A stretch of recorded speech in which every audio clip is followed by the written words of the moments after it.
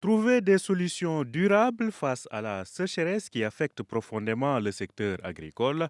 Au SIAM, la question est au cœur des débats. Les différentes techniques d'irrigation semblent éprouvées.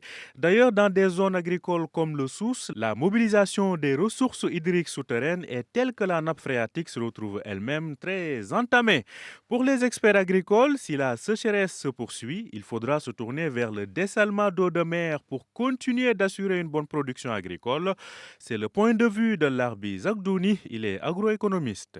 Ce n'est plus un choix, c'est une nécessité d'investir et d'aller le plus vite possible dans ce choix de désalinisation de l'eau de mer. D'abord pour sécuriser l'approvisionnement en eau potable des zones de littoral national qui s'étend sur plus de 3500 kilomètres et accessoirement pour, j'allais dire, un usage agricole. Le gouvernement est déjà engagé sur cette voie. Plusieurs unités de dessalement d'eau de mer sont en construction ou devraient l'être. Plus globalement, le programme national d'approvisionnement en eau potable et d'irrigation prévoit la mise en place de plusieurs nouvelles stations de dessalement d'eau de mer. C'est un choix coûteux mais apparemment nécessaire afin de sécuriser la disponibilité de l'eau pour les besoins de la consommation et pour le secteur agricole. Larbi Zagdouni.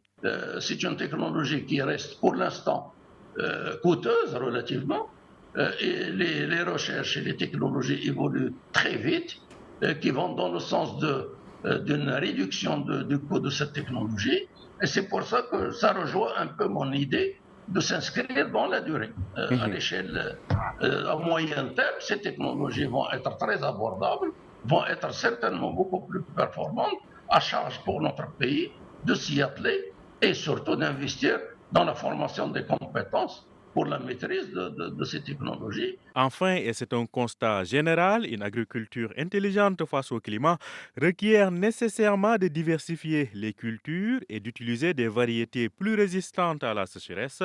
L'intégration de technologies avancées telles que la télédétection et les drones agricoles pour disposer d'une gestion précise des terres peut aussi aider à augmenter la productivité et atténuer les risques liés au climat.